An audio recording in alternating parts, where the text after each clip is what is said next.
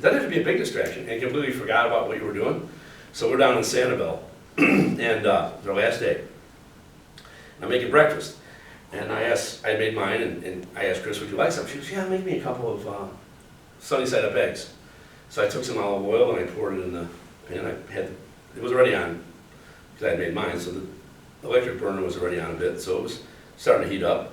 And I looked across the room, and there was a TV set. And in the TV set, I had put an HDMI cord in and hooked it up to my computer so that I could watch a hockey game. So anyway, I remembered that. I didn't want to leave it because we had brought our own. And so I went over there to get it, and I realized when my lovely wife pulled it out, she didn't pull it out with the metal part that goes into the TV. She pulled it out, and all that came out was the wires. The metal part was still in their TV. Oh, yes. So now I'm looking at it going, oh crap, she got that, how am I going to get that out of there? I know what I'll do. Now remember what's happening. What am I doing? I'm going to get tweezers. That's what I'm doing, because I got to get this thing out of here. So I go upstairs and I'm getting a tweezer, and I'm thinking about, I wonder if I can get this out of here. And I go, woo, woo, woo, woo, and I'm like, sounds like a fire alarm. Two firemen came to the door. I had to call the office to tell them it was me, so that they didn't think someone else was, setting another condo unit on fire. Just absolutely perfect, right? Just that moment where you go, and unable, right? Just losing my ability to do one thing and finish it, and not get distracted by the second, the third, and the fourth, and even forget what the one thing is. So, if any of you are there, everyone tells me it's not going to get any better, and I go, thanks for the encouragement. So anyway, so this whole idea of prudence. So first thing he says you have to have good counsel, right? And that's kind of obvious. When we are making a choice, we want to have good counsel. And he said the defects in them can be, number one, impulse. So this is too prompt, okay? This is where we just get impulsive, and we have to do it right away, all right?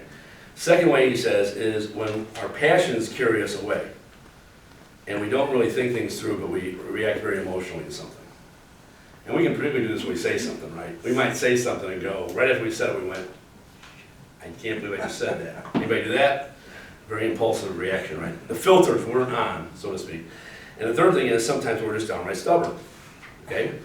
And then he has a whole section called spiritual stubbornness is great, where he says, we talk about doing God's will, but here's how we might tend to act. We might just do what we want to do, and then we rationalize why we're doing what we're doing, and then we convince ourselves that what we want is what God wants. So instead of going to God, we start with what I want, convincing myself that it's the right thing to do, and then convincing ourselves that God, in fact, is wanting us to do this, and we're following His will. Rationalizing all that, all right? Confirmation bias. Exactly. So we've convinced ourselves that what we wanted all along was what God wants too. Exactly. Okay. So he says we have to have that good counsel. And one of the things he gets into next is judgment and how we use right judgment. Again, at Planet Fitness, the judgment-free zone. I have to use good judgment, right? Even though it's judgment-free. And so he talks about things we should have. They're on that handout. One he says is experience. Okay. So if you look at the second line there, it says 3 things we want to do. We have to learn from our own experience and the experience of others. So of course, experience is very important. But he says in particular, we have to look to people that have experience that we don't have yet. Now here's he really slams young people, but he can slam anybody as easily. But he talks about how young people tend to, instead of asking their parents or someone with experience in an area, what do they tend to do now? Friends, peers, or what else? Experiment. Google. They tend to look it up themselves, right? So instead of consulting a doctor with a medical issue, I'll just look it up myself. Like, do I have medical training? Absolutely not, but I can look it up myself. Instead of asking the spiritual director about something with regard to their faith, I'll just Google it, And so our culture has become very self-reliant. And we are not using counsel particularly well, he says, because we don't take advantage of other people's experience, right? So now sometimes we do well. Like, for example, if you have to do something at home and you Google or you YouTube it, right? That's gonna be really helpful. I mean, you watch a guy and he says, here's how you do this particular thing. You go, this is great.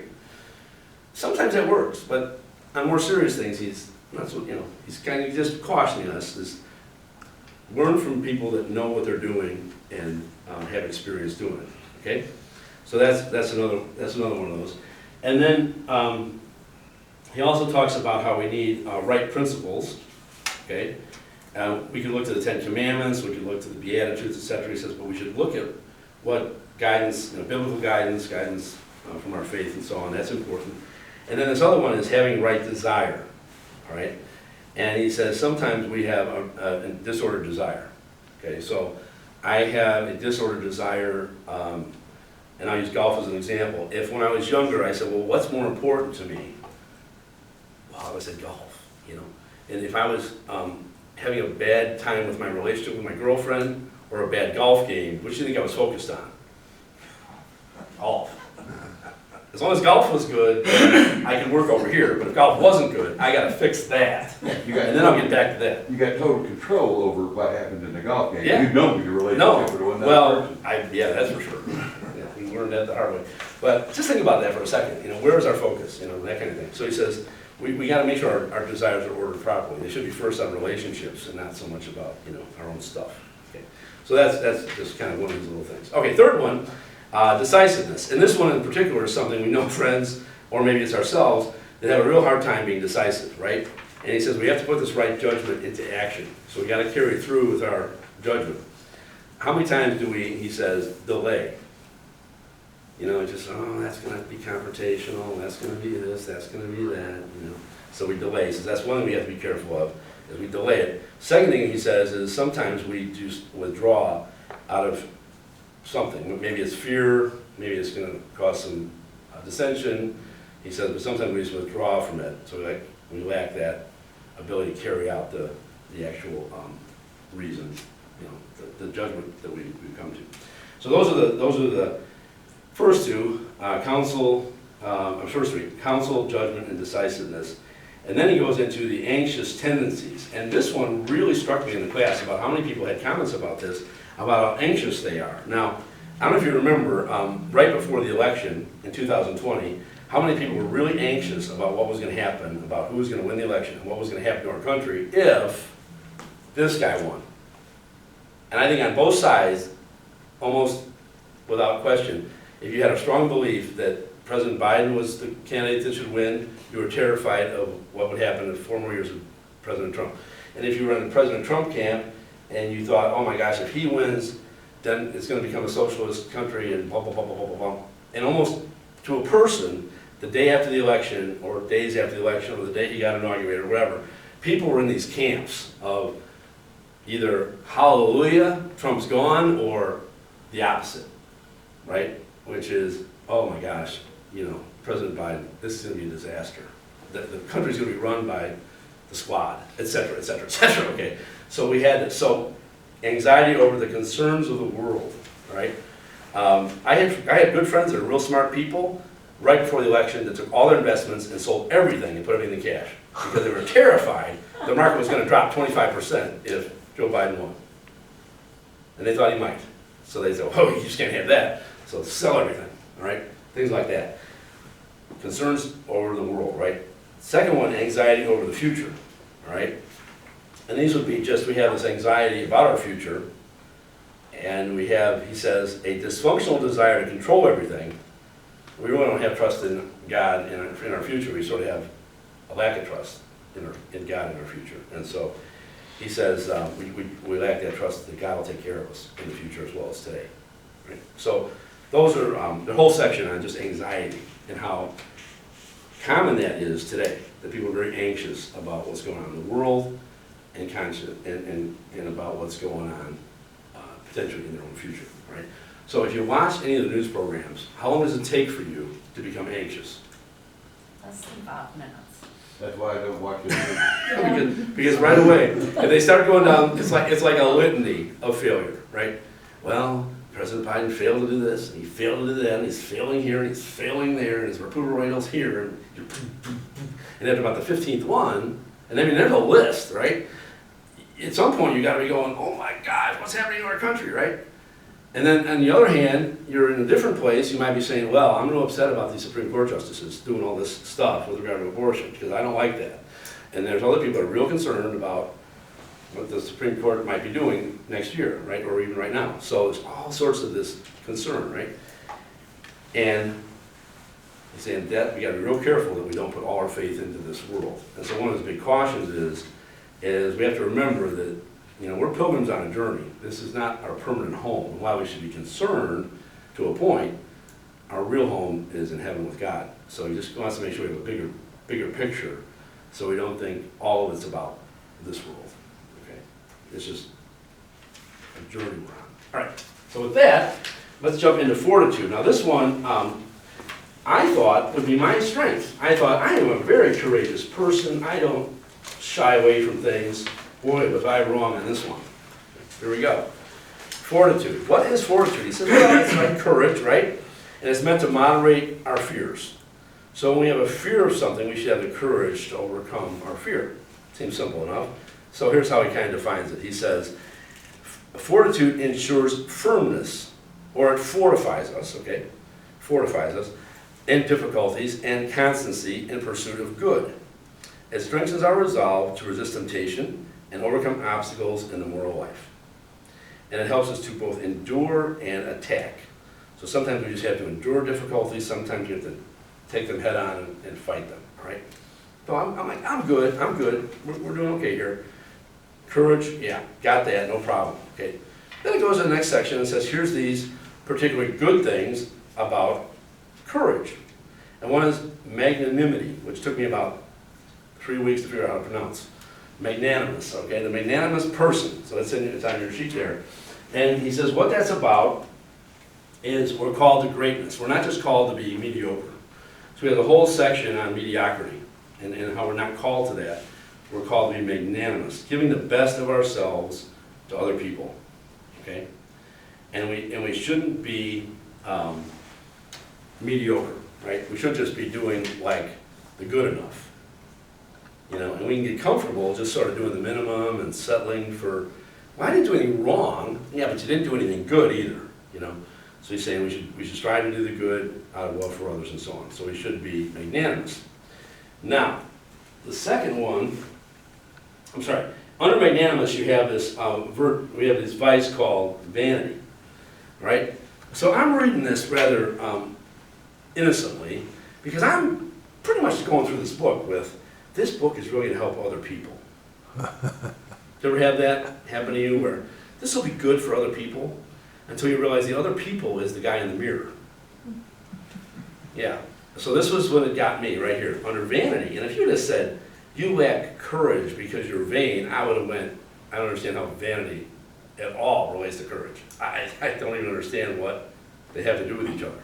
But I think you can be courageous and still, you know, vain or not vain. What do they have to do with each other? So here's how he describes it. He says, when we're vain, we seek human praise for its own sake. We desire glory for ourselves more than we want glory to be given to God. The vain person seeks the praise of men more than to try to live a truly honorable life. A life that we recognize first by the audience we should play to. He says that's God, okay, primarily, and he adds in the angels and saints, but I'm like, it's really just God. That's your audience. The audience of one, you may have heard that term before, an audience of one. So one of my simple examples of this is, I give a homily, and these days, the deacon has to take the ciborium after Mass, right? And we go back to the day chapel, and we give people communion on the tongue. So if I give this awesome homily, I don't get anybody to come up to me and tell me how wonderful I am. Because I'm in the day chapel giving Holy Communion. Well, that's not fair. I want some praise. I did a good homily today. So one day, Father Alex, I get a homily, and Father Alex says, I'll take it back. And I go, oh, this is wonderful, now I'll get praise. Just think about what's going on in there, you know? Because what we're seeking, without realizing it all the time, we're seeking that affirmation, right? We're seeking some attaboys, you know, good job, whatever, you know? So, I knew that one. When I read it, I was like, oh yeah, I get that. Vain persons more about receiving praise than about growing in virtue. So he says we have to be careful that there's these three symptoms of vanity. So they're in here. One is we can be tempted to pursue it in one of three ways. We can seek praise for something that's not praiseworthy. All right? So an example here he gives in the book would be if you were in college and you wanted to be praised for being the person that was the most able to have sex with as many people as possible. You know, I'm really, you know, able to do that. So let's keep score. I'll win. You know, that would be one of those. Drinking the most, taking the most drugs, whatever. Just there's some sort of thing you're trying to get praise for, but it's not something that's praiseworthy. All right. Second thing would be, he says, sometimes we seek glory from people whose judgment is not sound. So here we might be trying to seek likes on Facebook or whatever. We're playing to the wrong audience. Okay? We're not really trying to do the right thing. We're trying to get liked or we're trying to get approval. So we have to be careful. Whose judgment are we really interested in here? And what matters, you know, whose opinion matters most? And the last one is, he said, is that we desire that people look to us more than they look toward God. So in other words, if you came up to me after and said, that was a great homily, I said, yeah, I really did put a lot of work in that. I'm glad. You know, tell me about my homilies. What do you like most about them? Did God ever come up? No, it's all about me. It was just all about me. And not giving glory to God, right? So you missed the whole point of it. My homily is meant to move people toward God, not toward more and more appreciation of their deacon, okay? So we got to really be careful that we're not seeking praise for ourselves. We should be giving glory to God. Okay, so that's his point. All right. So then he got into like my territory, which was vanity. And he says, here's these particular sub-vices. Okay, and they have to do with these four terms.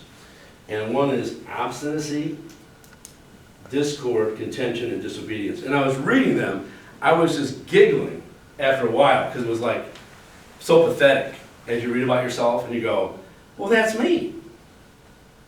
And then I thought, well, maybe the second one will be better. No, that's me too. And the third one, yep, oh, that's really me. That's really me. And by the fourth one, you're so depressed, too, like, I just give up. I guess I'm disobedient too.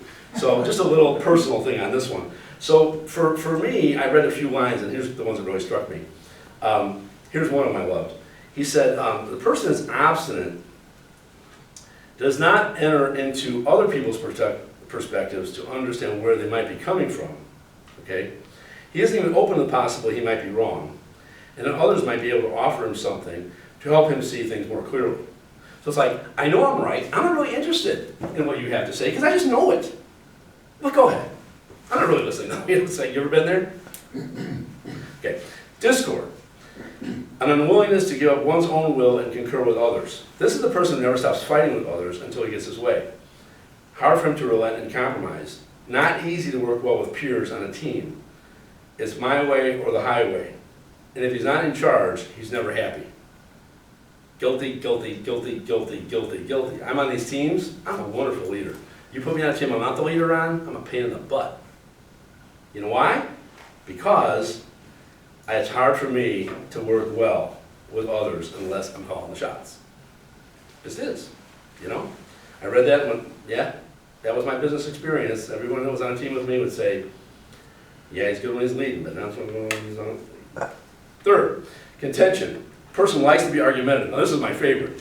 This one is a person who quarrels noisily with one another. He's the person who often argues for the sake of arguing. Guilty. Difficult for us to sit humbly and learn from others. Now here's the one that hurt. He's far from being teachable himself, but he always thinks he has to teach others. That's why he's always interjecting and clarifying and debating and pointing out weaknesses, because he knows he has something important to contribute to a conversation and to improve other people's ideas. Guilty, guilty, guilty, guilty. Okay, I'm just reading this, I'm going, yeah, that's me.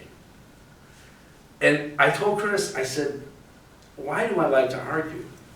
And I wrote this. For me, to win the argument in the competitive arena, where I thrive is where I find joy. So you know when it gets really bad in combat, and other people go, I don't like confrontation, I don't like arguing, I love it. You know why?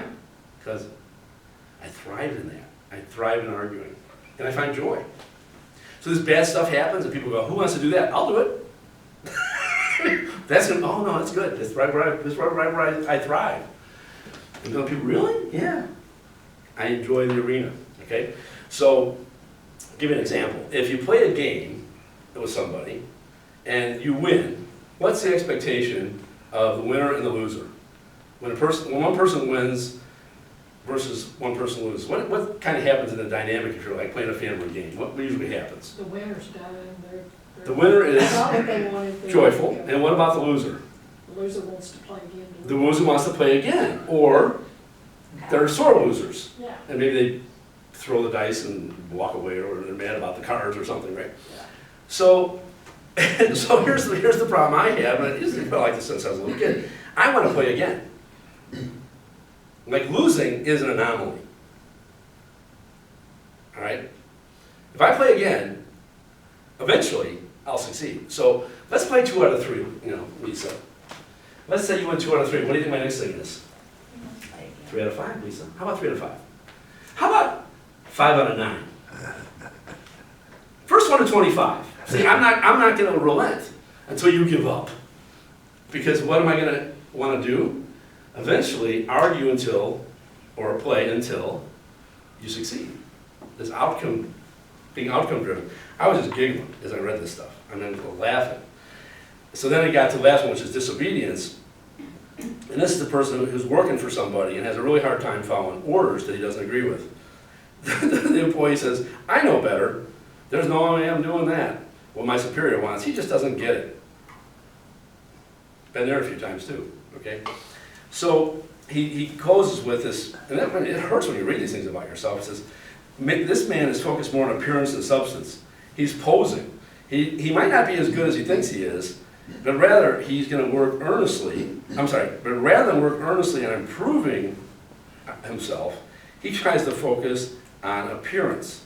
And the appearance is to win the argument, to succeed, to overcome, okay?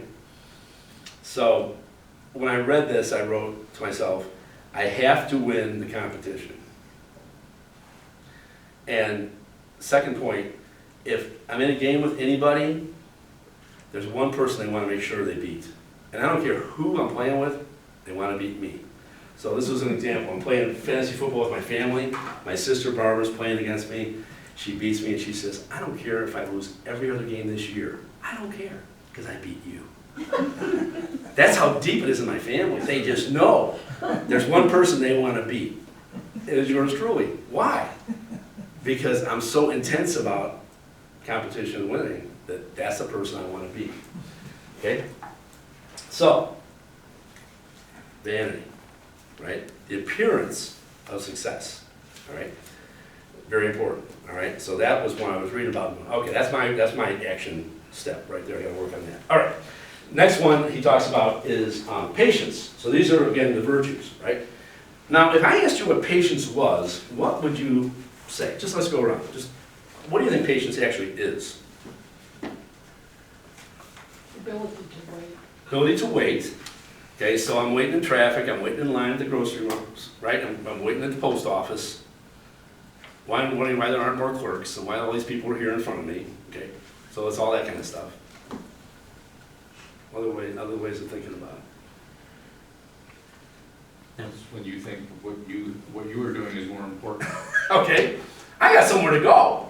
These people are out here just, where are they? Are they even have a purpose in driving their car? Because they don't seem to. They're just muddling along, and I got to get someplace, right? So where I'm going is more important somehow, right? In the Philippines, they have a principle of life called the halana, which is kind of like the Muslim inshallah.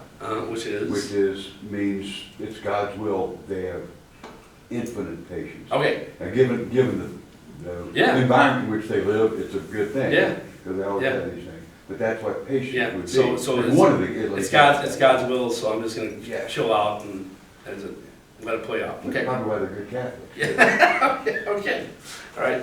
So, but if I'd have said, patience is bearing sorrow as well, I'm not sure that would have been exactly the way it would have defined it. It would have more to do with waiting, right? Or somehow being patient for something. So, it's about how we deal with sorrow, okay? And so, here's how Dr. Street defines it. Patience is the virtue that moderates our sorrow. It safeguards a clear mind in the midst of life's difficulties.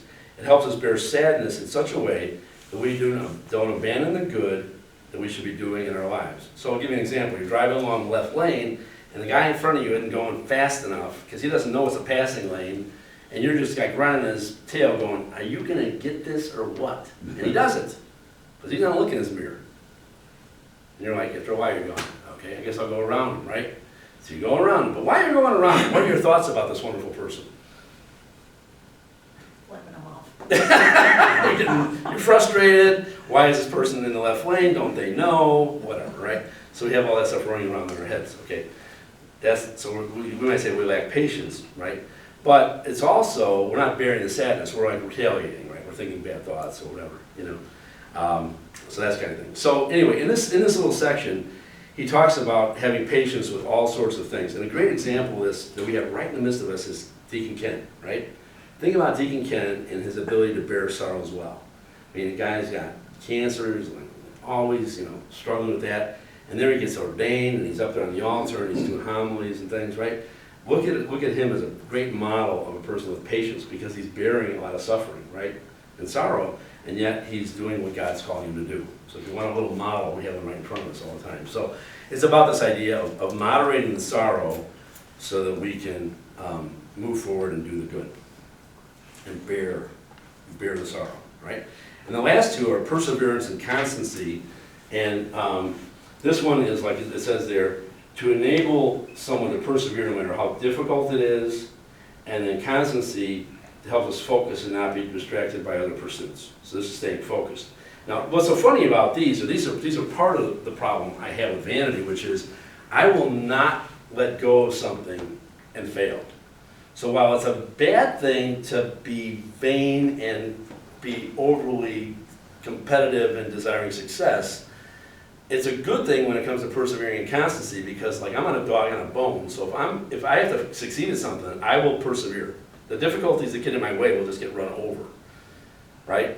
So if I'm trying to win something, I will overcome bad cards, bad dice, bad luck, bad bounces on a golf course, whatever. In my mind, I will persevere and overcome all these things, okay? So there's a virtue there, a sub-virtue of perseverance, but again, we have to be able to do it, as he says, calmly, firmly, not a person who's, as he says, easily bent out of shape, that loses their peace, tempted to give up, and so on. So he says we have to do it well. Persevere, but persevere well. So he says perseverance is the virtue that enables us to persist firmly in the pursuit of good things that are hard to achieve, or against difficulties. Okay, constancy is a little different. He says it helps us to not abandon our effort. Okay, so I don't know if any of you have this problem, but I have this tremendous problem of trying to find things at home. Now, do any of you deal with this with their phones, or your keys, or your wallet? And we just, as we get older, we don't know where the heck these things go, but they're just suddenly somewhere else, right? And I'm just so, it's like, for me, it's like, can't I have a system to where I just put my keys in the same ring every time, or I put my wallet in the same place every time, or I put my phone in this particular holder every time? And I'm starting to develop systems because I have to have some constancy, like I know where it is, right? That's not a bad thing, all right? Because when we don't have constancy, and we sort of have this idea of, I'm gonna stick with this, you know, we drive ourselves insane. So one day I'm walking around the house looking for my phone. It's in your hand. Yeah, where is my phone? Now, have you ever done looking for your keys and they're right there? They're in your pocket? Now, So- when you talk on it, you wonder where your phone Yeah, is. where's my phone? Yeah. And it's getting worse, right? So the other day we were going to Nashville, and we had to wear masks in the stadium. We went to the U.S. Figure Skating Championships, and we had to wear masks inside Bridgestone Arena. And so I had a jersey on, and it was a hoodie, and it has that thing here that, you can put things in, a little pocket there. And I put my mask in there, and then I decided I wasn't gonna wear that. It might get too warm, so I was just gonna wear a jacket. So we get in the car, and Chris goes, "Do you have a mask?" And I go, no. And I had no idea. I mean, and this is like 15 minutes earlier I had this jersey, right? What was I wearing? Oh, I was wearing my sweatpants. So I go in the house, I check my sweatpants, not in there. And then I did the whole thing. I'm running around the house, checked that place, I went to the bathroom there, I went to the refrigerator there, I went to the, about half hour into Nashville, I realized, oh yeah, it's in my sweat jacket. That's what it is. So we're all doing that stuff, but that virtue is really important, right? We have to maintain that focus and not get distracted by other pursuits and not abandon the difficult endeavor. So we try to stick with it. So this is really a tough thing for us because I can't let it go. And it's fun in a way. Chris knows that I'm crazy because if I lose something, I don't do the next thing until I find that thing. She goes, "It doesn't matter. I got another mask in that car." It doesn't matter about the mask. It matters about the control. I don't want to fail. Anybody there? I don't want to lose stuff. I'm not giving up on myself. So as I'm fighting aging, I'm like fighting this whole thing of I'm not going to abandon the difficult endeavor. Okay? I'm going to pursue this stupidity of finding this mask until I figure it out. It's hilarious. So that's something else I got to work on. Is calmly, really? Or am I impatient and frustrated, etc.? So it's good to have constancy and perseverance, but remember while you're doing it, it should be someone who's peaceful, calm, and not going crazy because they can't find something they don't even need. You wanna know what we tell people, doctors tell people, is to learn to laugh. Well, I'm trying. Okay, you know why? Because when you laugh, you release endorphins and you stay happier. Yes, and I think I need that. I need to be more joyful.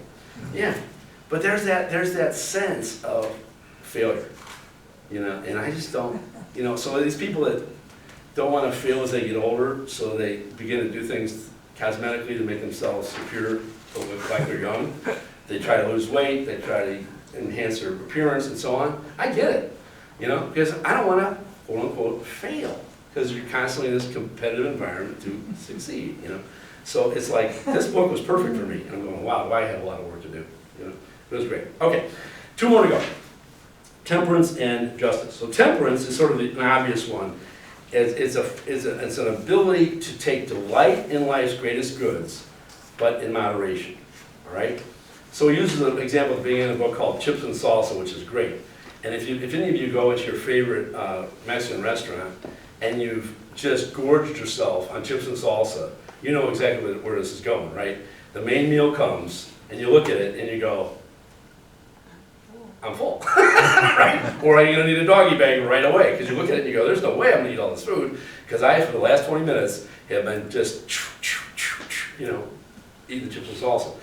So his point in this particular section is, we're made for greatness, and sometimes we just settle for the chips and salsa. We settle for the little thing, not the main course. And he says the main course is life's highest goods, which are truth, goodness, beauty, friendship, and love. So the 3 paths to God, truth, goodness, and beauty, relationship, and friendship, and love. That's what we're made for, but we trade them in for lesser goods. And we overindulge on something lesser. And then he goes into the 3 particular ones, food, drink, and sex. And there was this one little observation he made which was great, and I never thought about this before, but he made this observation. He says, that God introduces the greatest amount of pleasure into those actions that are necessary for human life. So the 2 great pleasures of life, he says, are the preservation of the individual related to food and drink, and the preservation of the species, which relates to sexual intercourse. God wants to enjoy food, he wants to enjoy drink for preservation, he wants us to enjoy sex for preservation of the species, and he says those are goods, but he says we have to be careful to moderate these sensory pleasures so we don't fill ourselves up on them and then not be able to enjoy the main course. Okay? The truth, the goodness, the beauty, the friendship, and the love. So they're good, but we can overindulge in them, all right? So then he goes into this idea of gluttony. And for some people, this was really a hard section because he said you have to be careful not to eat too much, not eat more than you should, too fast, greedily, like if you're in a line, I better get in line because I don't want to be in the back of the line, and by then all the good stuff will be gone, you know, and then you take extras because maybe there won't be any seconds, better take a little extra, you know, that kind of thing. So he says you just have to really watch our gluttony and our overdependence on food, all right? And then he says, just a little religious teaching in there, he says, St. John the Cross teaches we all have a God-sized hole in our heart, and sometimes instead of filling up with God, we fill it up with the pleasures of life. So we try to fill ourselves up with entertainment, and food, and drink, and sex and stuff, but we're trying to fill a God-sized hole with temporal things. So he just kind of cautions us there. But anyway, he says, so we should be careful with food. He said another food that we sometimes eat way too much is the food of social media. So just be careful. And I watch people with their phones, and it's kind of fun. If you watch people come out of Mass, now there are people who are in Mass, and they're doing this at Mass, right? And that's fine, because what are they doing? Most times, I hope, they're not texting, they're reading the readings, or they're following the prayers, right? But sometimes you'll see a person come out of Mass right after they hit those doors, before they exited the narthex, the gathering space, they got their phone out, right? And they're doing this. And I say, have a good day. And they go, yep. They can't even, look at you, because they just got back to what they really want to do, which is be on their phones. And for so many of us, these things are addictive, right? We're in the middle of something important, and what do we do when the thing goes off? It's like squirrel, you know. It's like we stop everything because this thing went off, you know. It's insane, but we do it, right? So we gotta be careful. So we can sometimes be overindulgent with these babies, right? And same thing he says with drink. We can be overindulgent with drink. Okay. What really